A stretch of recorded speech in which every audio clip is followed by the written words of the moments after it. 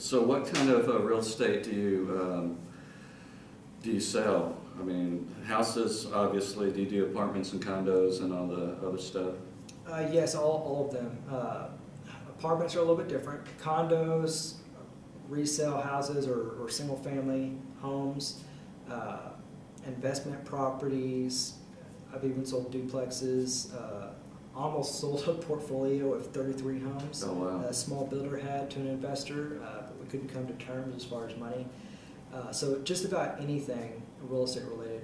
Apartments are different because they're not in the real estate realm. They're completely separate. So when a client comes to me looking for apartments, I'm essentially doing what they're doing, going online and looking for houses because they're not in the MLS. Unless it's an investor that owns an apartment building Right. that is selling it, it's not going to be in the MLS. What about LoopNet and all that stuff? Do you look through there? And Sometimes, but really, apartments are just going to be kind of its own ballgame. okay. What's cool about it is we know what we know on the real estate side. We know how different things happen. It's not all that different from renting houses or leasing houses on the real estate side.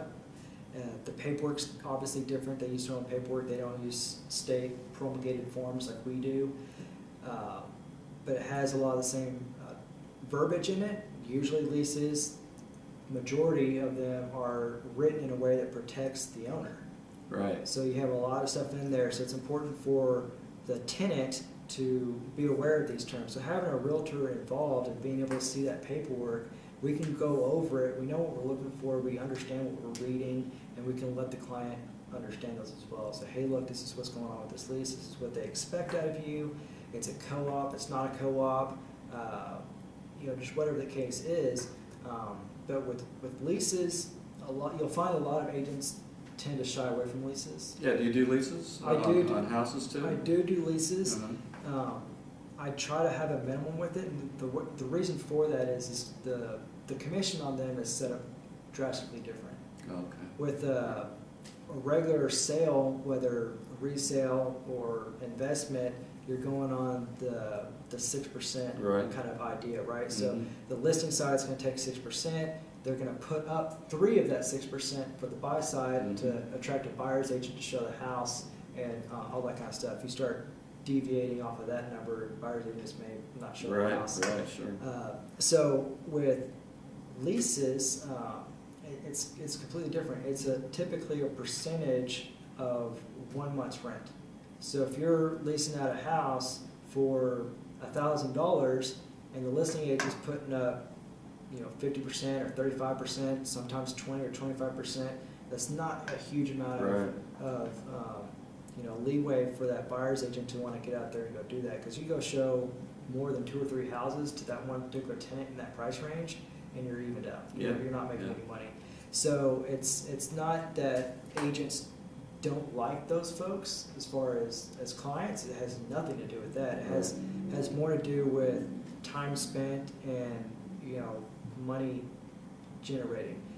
Smart agents will do that knowing that if they follow up with those tenants that they are future buyers. Yeah, definitely. So, keep the relationship, right? Right. So a lot of agents, they either don't have the patience to do that, they don't have the willpower, the systems to follow up with these folks, or they just can't get past the percentage of it, the money up front to get through that. So I like to try to hold a minimum, so at least make something. But if they're lower than that, I don't really shy away from it. So I'm a little bit different than most folks. So let's talk about the actual steps to the real estate process, right? From listing the thing to closing and everything in between. Can you briefly tell us what are the steps that you take when you walk through the process with a buyer?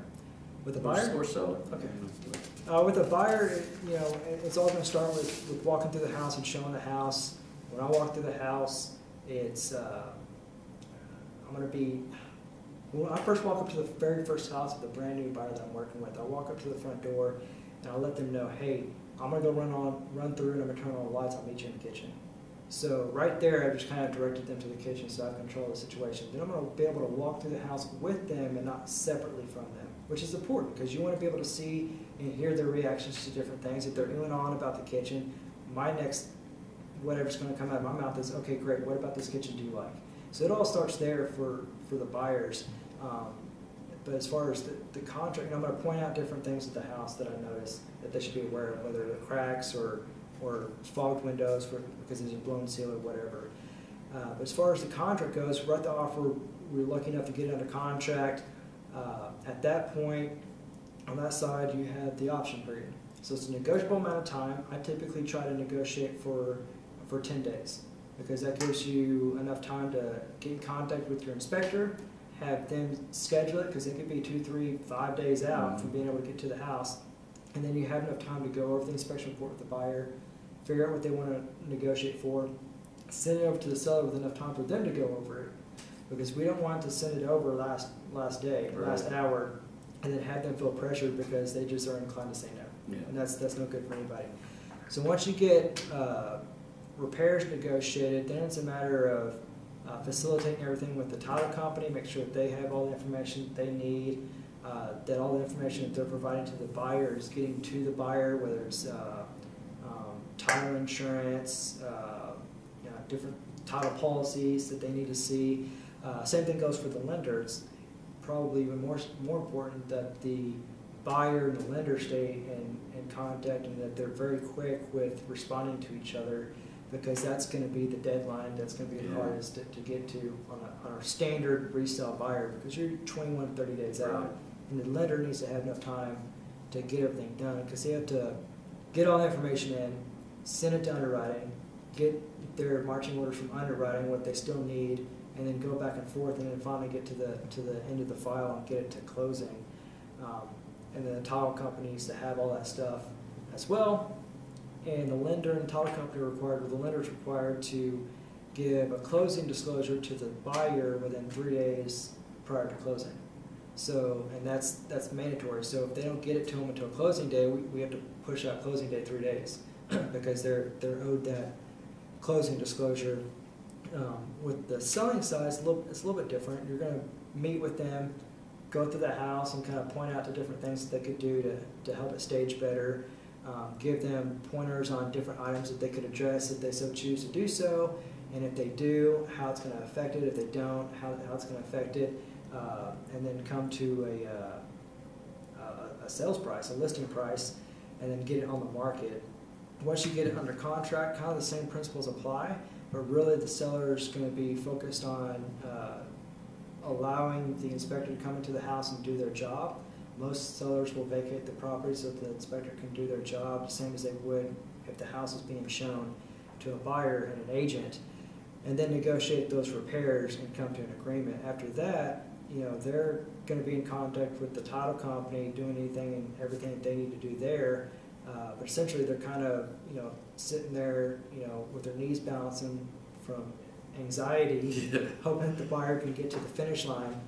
And then they go to the closing table. Closing for sellers is super quick because all they have a short stack of papers to get through. They can be in and out in 20 minutes, and that's even if they kind of joke around a little bit. Right. Buyers, they're going to have substantially more because they're going to have all the lending docs that come with it. So that's the general kind of process. You have other things as well. The inspection, like I said, is a third-party deal, so that's going to be a buyer's expense. Survey is going to be provided by the seller if they have one. If they don't have one or they have an outdated one because something with the property has been changed, then it's a negotiable point on who's going to get a new one. The contract allows for either party to pay for it. It's a negotiable point. Sometimes it'll be written in a way that the seller will provide their existing survey, and if a new one is needed by demand of the title company or the lender, then that new one will be paid for by either buyer or seller, and again, it's a negotiable point. And then the appraisal is something that's a buyer's expense as well, that goes through the lending arm naturally, because the lender wants to make sure that there's collateral for their money. So that's going to be another expense. That could be anywhere from $250 to $500. Depends on the lender, depends on the property. Yeah. So I like to, especially with my buyer, since there's more steps and there's more out-of-pocket expenses and points down the road, always let them know what's coming next. So I have multiple conversations with them. I almost kind of repeat myself quite a bit unless I know for certain that they're understood.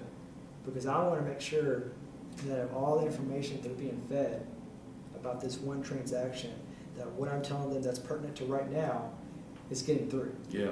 Because I don't want them to come at me like, well, I don't remember you saying I was going to pay $300 for an inspector. Well, I didn't know that we're going to pay this much for the appraisal. Well, the lender should have told you that, but right. yeah. So I want them to be aware of everything, so it's the smoothest transaction possible, because it's very stressful for a lot of buyers, because all the back and forth with the title company, because all the back and forth with the lender. It's almost relentless. It's never ending.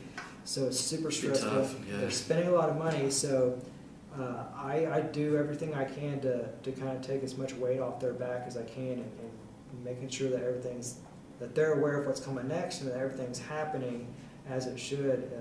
I stay on top of those things.